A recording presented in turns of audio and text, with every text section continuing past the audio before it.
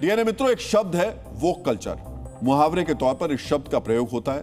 वैसे तो इसका अर्थ बहुत वृहद है, लेकिन सरल शब्दों में समझिए तो ये उनके लिए इस्तेमाल होता है जो कथित क्रांतिकारी है, जो अति प्रगतिशील और आधुनिक दिखावे के लिए न्यूनतम मर्यादा का भी पिंडदान कर देते हैं। इसमें राजनेता, अभिनेता, बुद्धिजीवी सब शामिल हैं। इन्हें खुद को मॉडर्न और धर्मनिरपेक्ष दिखाने का सबसे आसान रास्ता दिखता है कि हिंदू देवी देवताओं का अपमान करें। अति आधुनिकतावाद से ग्रसित कुछ लोगों के बीच हिंदू देवी देवताओं के लिए अपशब्द बोलने की बेशर्म प्रतियोगिता चल रही है। तेलंगाना के सीएम रेवंत रेड्डी हो या आईपी गुप्ता या फिर अभिनेता रणवीर सिंह हो, इनमें से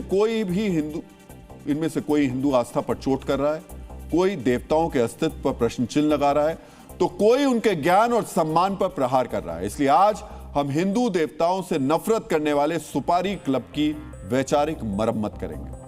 डीएनए मित्रों, तेलंगाना के मुख्यमंत्री हैं रेवंत रेड्डी।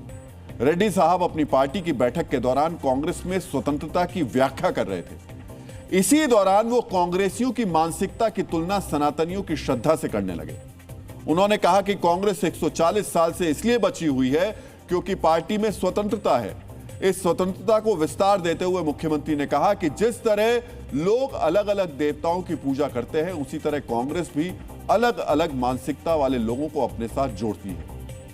यही तुलनात्मक प्रवचन देते देते रेवंत रेड्डी मर्यादा की सीमा पार कर गए। आपको भी सुनना चाहिए कैसे उन्होंने हिंदू आस्था पर चोट की। हिंदू धर्म में कितने देवता हैं? कितने देवता? 3 करोड़। क्यों?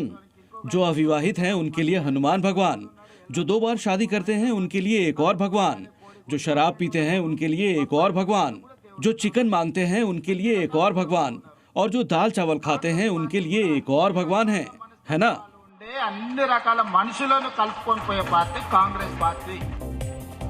यानी मित्रों, आपने रेवंत रेड्डी साहब को सुना। अपने सुविधा अनुसार भगवानों का अशुद्ध वर्गीकरण करते हुए उन्होंने 3 करोड़ देवी देवताओं की बात कही है।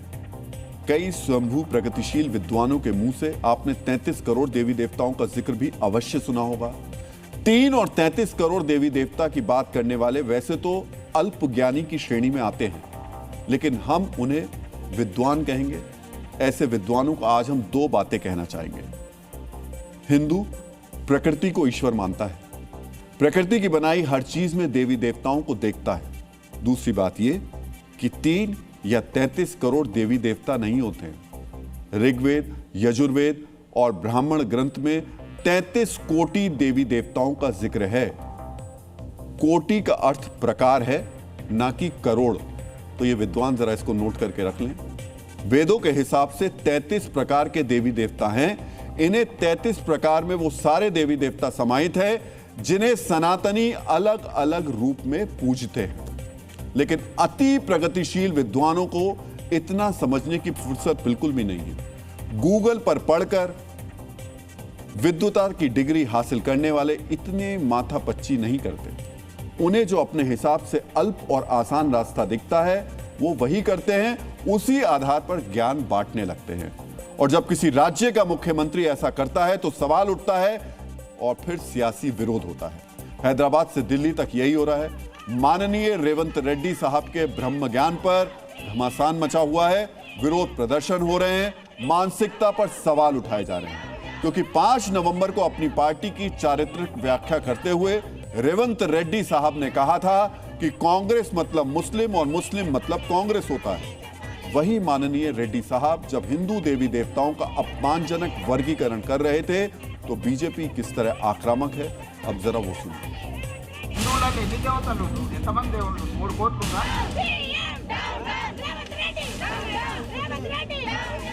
तेलंगाना के मुख्यमंत्री श्री रेवंत रेड्डी ने जिस प्रकार से हिंदू देवी देवताओं के बारे में अपमानजनक, अवांछनीय कमेंट किए हैं, उसे किसी भी कीमत पर बर्दाश्त नहीं किया जा सकता। वो कहीं न कहीं उसका इमोशन आक्रांताओं से, मुगल आक्रांताओं से जुड़ा रहा, वही व्यक्ति ऐसा बोल सकता है।